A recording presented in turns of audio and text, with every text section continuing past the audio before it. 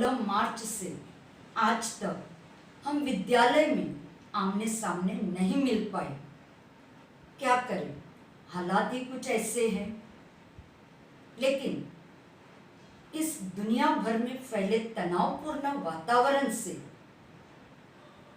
आपको थोड़े पल के लिए क्यों न हो, हम दूर करने के हेतु अपने नए अभ्यासक्रम की शुरुआत करते हुए आपको उसी वातावरण में ले जाना चाहते हैं। तो इसलिए मैं श्रीमती मेरी अल्मेडा जी 9वीं कक्षा के हिंदी संपूर्ण विद्यार्थियों का इस अभ्यास सत्र में हार्दिक स्वागत करती हूँ। इन दिनों हम आपको बहुत याद करते रहे, लेकिन जब आमने सामने मिलने का मौका न मिला तो अब इस वीडियो द्वारा इस अभ्यासक्रम की शुरुआत करने का जो उचित मौका हमें मिल पाया है, आप भी उसका सही लाभ उठाइएगा। इस अभ्यास सत्र में याद रखना, जो स्वाध्याय यानी जिसे हम असाइनमेंट कहे, गृह कार्य कहे, दिया जाएगा, आपको मन लगाकर उसे पूरा करना होगा, क्योंकि विद्यालय कर लूंगी। हिंदी पाठ्य पुस्तक में जो पहला पाठ यानी कि कविता, जिसका नाम है चांदनी रात, इस चांदनी रात कविता के कवि जो है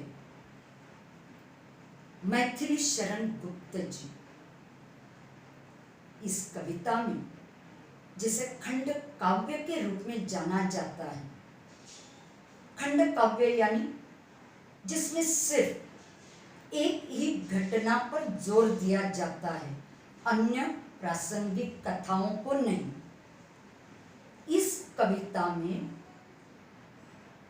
निसर्ग यानी प्रकृति, कुदरत की शोभा, अनेक छटाएं, उसके अनेक रूप और विशेषकर चांदनी रात का सुंदर शब्दों में, मधुर शब्दों में कवि गुप्त जी ने वर्णन किया है। तो इस कविता के लिए आप अपनी पाठ्य पुस्तक खोल लीजिए।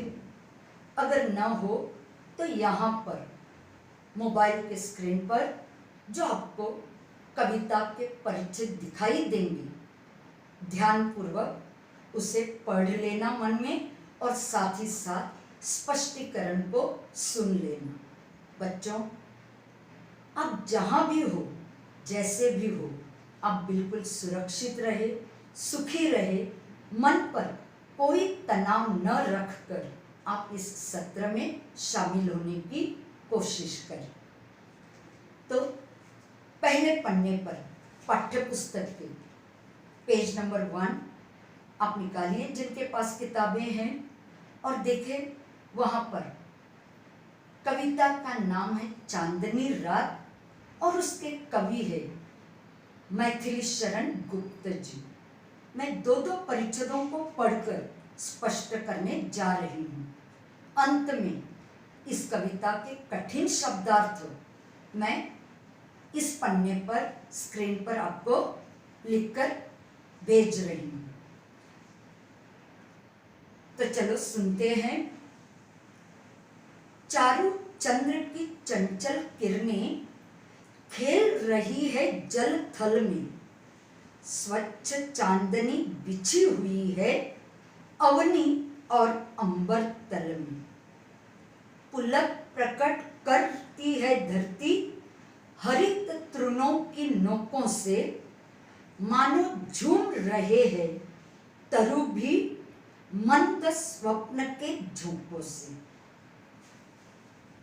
इन दो परिच्छेदों में अगर आप देखेंगे तो कवि गुप्त जी हमें समझा रहे हैं, कहना चाहते हैं कि देखो, सुंदर चारू यानी सुंदर चंद्र की, चांद की चंचल शरारती नटखट किरणें यहाँ वहाँ पूरी धरती पर फैल गई है, बिछी हुई है।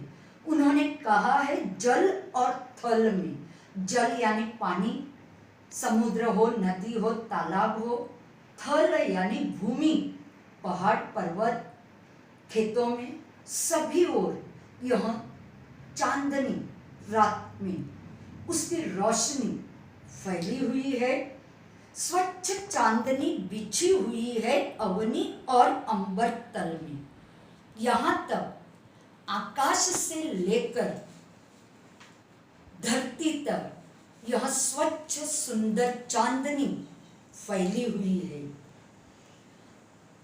कवि कहते हैं मानो इस चांदनी रात में धरती का हर अंग खुश हो गया है, हर जगह खुशियां फैल गई है। और इसलिए कवि कहते हैं अपनी खुशी प्रकट करने के वे कई साधनों से मदद लेती है, जैसे कि हरित तृण, तृण यानी घास, हरित तृण हरी भरी घास अपनी खुशी अपने नोकों से, नोक यानी लाइक स्प्राउट कहते हैं हम, अंकुर फूटते हैं जो, तो यहाँ वहाँ डोलते हरी घास के ये अंकुर जैसे नोकों से यह चांदनी रात अपनी खुशी प्रकट करती है। इतना ही नहीं, बड़े बड़े पेड़ हो, पौधे हो, वे भी झूमकर खुशी से डोलकर अपनी खुशी का इजहार करते हैं, अपनी खुशी प्रकट कर रहे हैं। कहते हैं कि देखो हम भी कितने इस चांदनी रात में, इस सुंदर स्वच्छ प्रकाश में देखो कितने खुश हैं। तो देखो यहाँ तक आपको अगर कुछ कठिनाई हो तो हम उसकी चर्चा बाद में जरूर करने की कोशिश करेंगे, लेकिन मैं कोशिश करती जा रही हूँ अधिक से अधिक सरल शब्दों में आपको यह जानकारी मिल जाए। अब इसके आगे के दो परिच्छेदों को आप देख लीजिए। क्या ही स्वच्छ चांदनी है यह, है क्या ही निस्तब्ध निशा, है स्वच्छंद सुमंद गंध वह, निरानंद है कौन दिशा। बंद नहीं अब भी चलते हैं नियति नटी के कार्यकलाप, पर कितने एकांत भाव से, कितने शांत और चुपचाप। आगे की इन दो परिच्छेदों में देखिए कवि गुप्त जी समझा रहे हैं कि यह चांदनी, यह रोशनी कैसे स्वच्छ सुंदर अपना रूप दिखा रही है, और पूरे संसार में यह रात का समय है, आकाश में चांद खिला हुआ है, उसकी सुंदर रोशनी दुनिया भर में फैल गई है। और ऐसे में पूरा संसार जहां निस्तब्ध, शांत, खामोश, चुप्पी साध कर बैठा हुआ है, ऐसे में स्वच्छंद सुमंद गंध वह, निरानंद है कौन दिशा।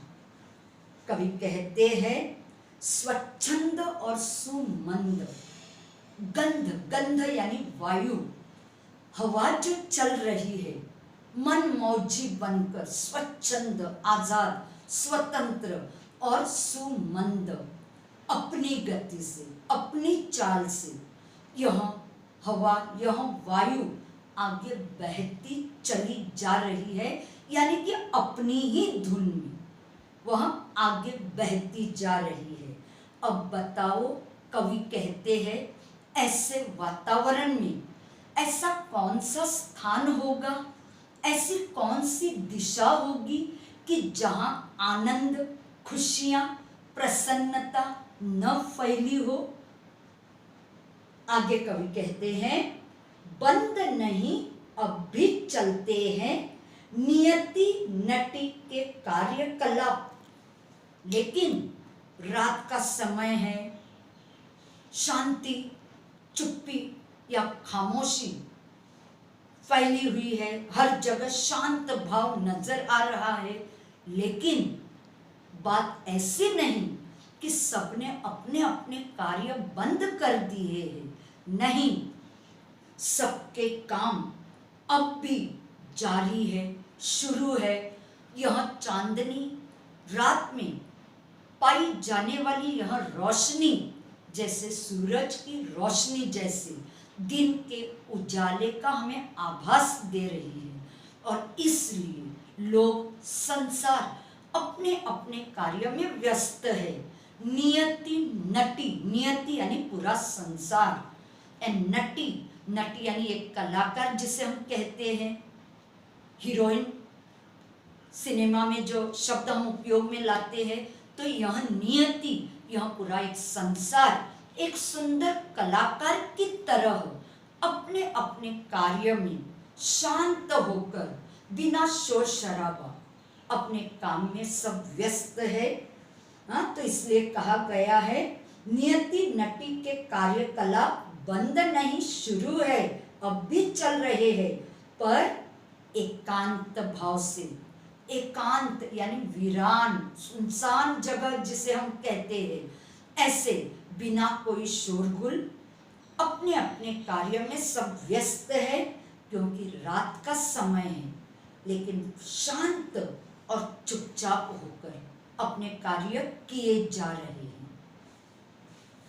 अब पन्ना पलट लीजिए, आगे के पन्ने पर पेज नंबर 2, दैट इज अब देखेंगे पांचवा और छठा परिच्छेद।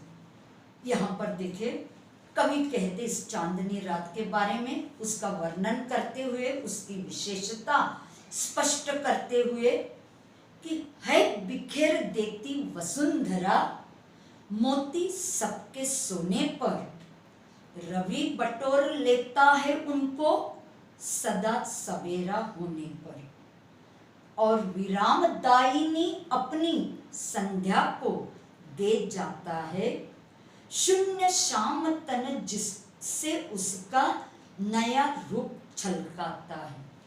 अब इन दो परिच्छेदों में देखो, कवि कहना चाहते हैं कि इस चांदनी रात में जैसे ही रात का अंधेरा छा जाता है और आकाश में खिले चांद के कारण हर तरफ रोशनी से झगमगाहट दिखाई देती है, ऐसे में इस मौसम में वसुंधरा यानी धरती, पृथ्वी इस रात में ओंस रूप में, ओंस मीन्स ड्यू जिसे हम कहते हैं, एंड वसुंधरा यानी धरती, पृथ्वी, तो यह धरती ओंस रूप में मोतियों को इस धरती पर, इस जमीन पर, इस भूमि पर बिखेर देती है, फैला देती है। यह धरती उसे पा लेती है ओंस के रूप में मोती यानी रात का दृश्य। और जैसे जैसे रात निकल जाती है, सवेरे की ओर चलती है, सुबह होते होते सूरज यानी रवि इन मोतियों को बटोर लेता है। अब बिछा देना यानी फैला देना, बटोरना यानी इकट्ठा कर लेना। तो देखो यहाँ पर एक विरुद्धार्थी शब्द है, बिखेरना, फैलाना, पसारना, और सूरज आकर सुबह अपने किरणों से उसे अपने पास इकट्ठा कर लेता है, उसे बटोर लेता है, और क्या करता है, दिन भर अपने पास इन मोतियों को वह रख लेता है, और जैसे ही शाम का समय आ जाता है, उसके लौट जाने का समय पहुंच जाता है, वह फिर से इन मोतियों को इस धरती पर, इस चांदनी रात में फिर से बिखेर देता है, फैला देता है, और इस रात को शब्द उपयोग में लाया गया है कविता में। हाँ, और यह रात कैसी विरामदायिनी, यह शाम यानी संध्या का समय जो सबको आराम देता है, विराम देता है, विश्राम देता है। दिन भर के कार्यों के बाद लोग अपने घोंसले में, अपने घरों में, मकानों में लौट आते हैं आराम करने। इसलिए कहा गया है यह शाम, यह संध्या आरामदायिनी है। और उसकी शोभा, उसकी सुंदरता और बढ़ाने के लिए सूरज ने सुबह ये जो अंश रूप में मोती पाए थे, बटोर लिए थे, इकट्ठे किए थे, फिर एक बार इस धरती पर इस रात के समय उसे बिखेर देता है। एक प्रकार से इस रात को शाम, शाम यानी सांवला, सांवला वर्ण जिसे कहते हैं, भगवान कृष्ण को हम श्याम सलोना कहते हैं, तो सांवला सा उनका रूप। तो शाम, शून्य शाम तनु, यह रात, शून्य, शून्य यानी रात का समय, शून्य शाम, इस काले रंग की, सांवले सलोने रंग, इस रात को देकर उसका नया रूप निखारता है, वह उसे एक नया रूप देता है इस चांदनी रात के होते हुए भी। और यह कार्य कौन कर रहा है? रवि, रवि यानी सूरज, भास्कर। Got it? तो यहां तक हमने चांदनी रात की विशेषताएं, अलग अलग छटाएं, अलग अलग रूप, कैसे जल और थल में यह उसका प्रभाव दिखाई देता है, आकाश और अवनी पर। अवनी यानी धरती, आकाश यानी अंबर। फिर कवि कहते हैं रात के समय कैसे यह धरती ओंस के रूप में मोती बिखेर देती है, सुबह सूरज की किरणें उसे अपने पास खींच लेती है बटोर कर, और फिर एक बार जब शाम आती है, अपनी दरिया दिल कहते हैं, दिल की क्या कहते हैं हम, बहुत ही उदार होकर इन मोतियों को फिर से बिखेर देता है यह सूर्य। आगे देखो, और इस प्रकार इस रात को सुंदर नया रूप प्रदान कर देता है।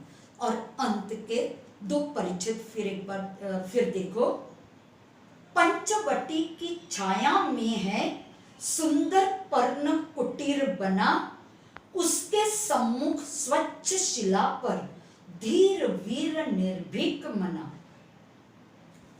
यहां पर पहले दुनिया भर में चांदनी रात का जो प्रभाव, जो असर दिखाई दे रहा है, कवि ने वर्णन किया है।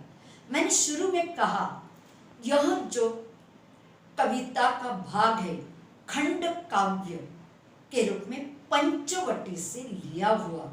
अब पंचवटी आप जानते हैं, भगवान श्री राम अपनी पत्नी सीता और भाई लक्ष्मण के साथ जो 14 वर्ष का वनवास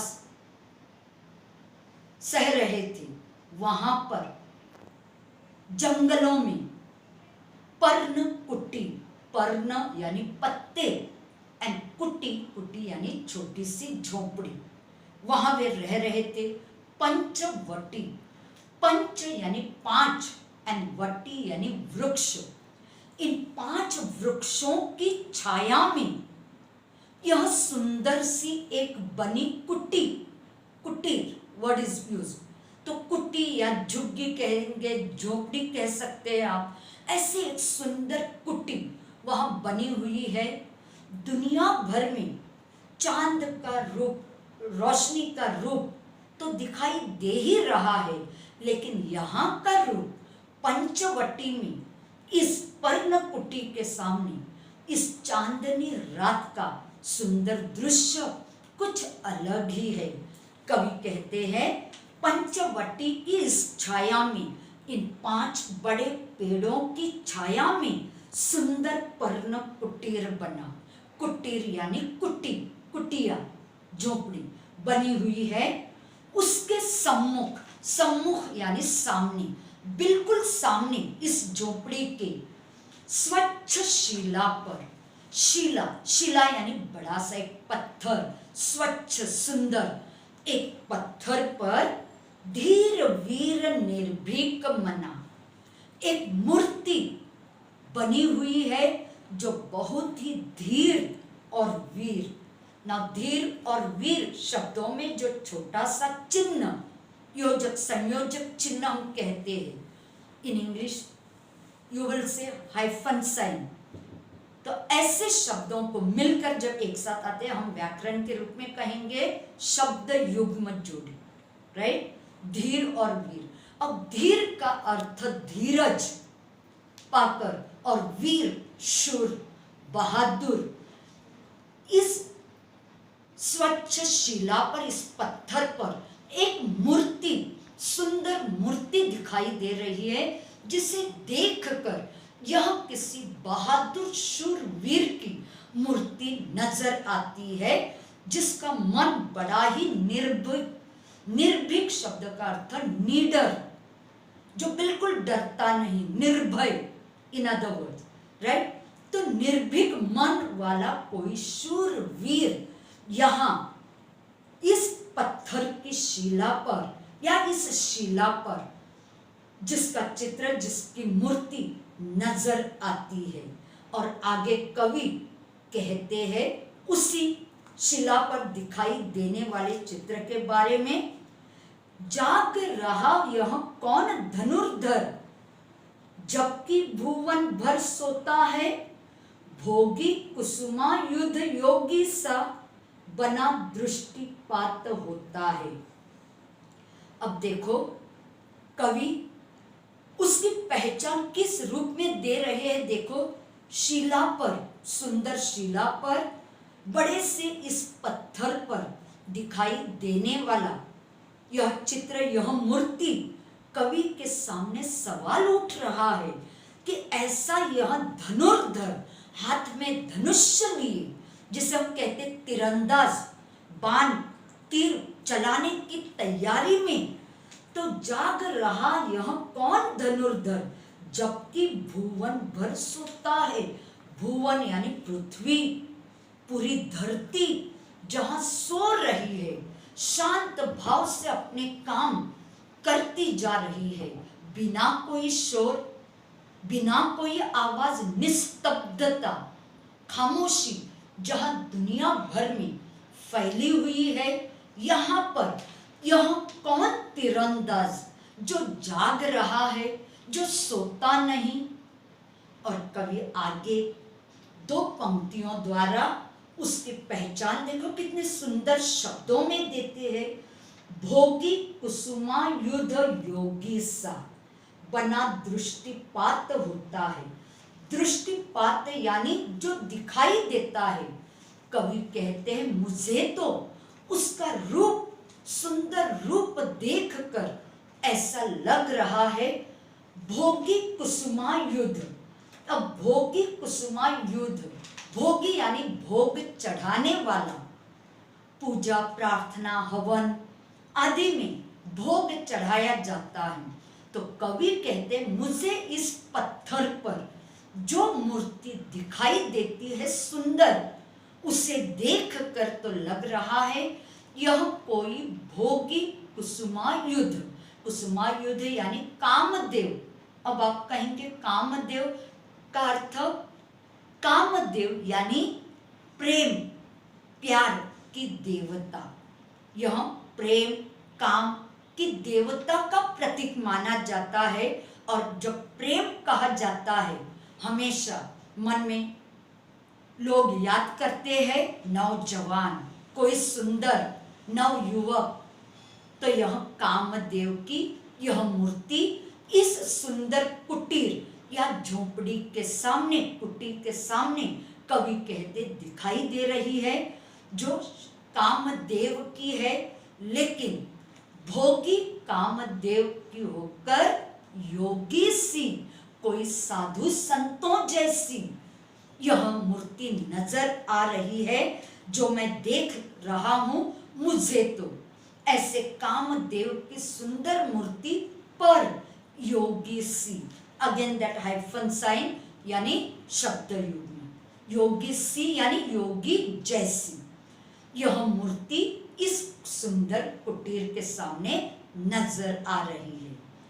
तो इस प्रकार फिर एक बार थोड़े में कि इस कविता में कवि ने सुंदर शब्दों में, माधुर्यपूर्ण शब्दों में इस चांदनी रात का वर्णन किया है। विशेषकर प्रकृति की कई छटाएं, कई सुंदर रूप जो हम देख लेते, पहाड़ों की ओर मैंने कहा, गहरी खाई की ओर, दूर फैले खेतों की हरियाली में, ऊंचे ऊंचे पेड़ पौधों में, फूल फलों में धरती की सुंदरता हम हमेशा निहारते हैं। कवि ने यहाँ चांदनी रात का सुंदर वर्णन करते हुए उसकी विशेषता अनेक उदाहरणों द्वारा प्रकट की है। तो इसलिए बच्चों, हमें हमेशा प्रकृति का ख्याल रखना चाहिए। प्रकृति यानी कुदरत, निसर्ग, पेड़ पौधों की कटाई करना जिससे हम हानि पहुंचाते हैं। यह प्रकृति हमें फल फूल दे देती है। हमें जंगलों का, पेड़ पौधों का संवर्धन यानी रक्षा करनी चाहिए जिससे हमें अच्छी बरसात मिलती है। कई फल फूलों द्वारा हमारी उपजीविका जिसे हम कहते हैं हमें प्राप्त होती है। ऐसे प्रकृति का हमें संरक्षण करना चाहिए। तो इन बातों को आप ध्यान में रखने की कोशिश करना। थोड़ा बहुत जो मैं गृह कार्य स्वाध्याय के रूप में दे रही हूँ उसे आप पूरा करने की कोशिश करना। शब्दार्थ मैं उसी के साथ यहाँ मोबाइल के स्क्रीन पर डाल रही हूँ। इस कविता में जैसे ही इस शब्द युग्म के शब्द जोड़ियां आई है उसे आप चुनकर लिख सकते हो।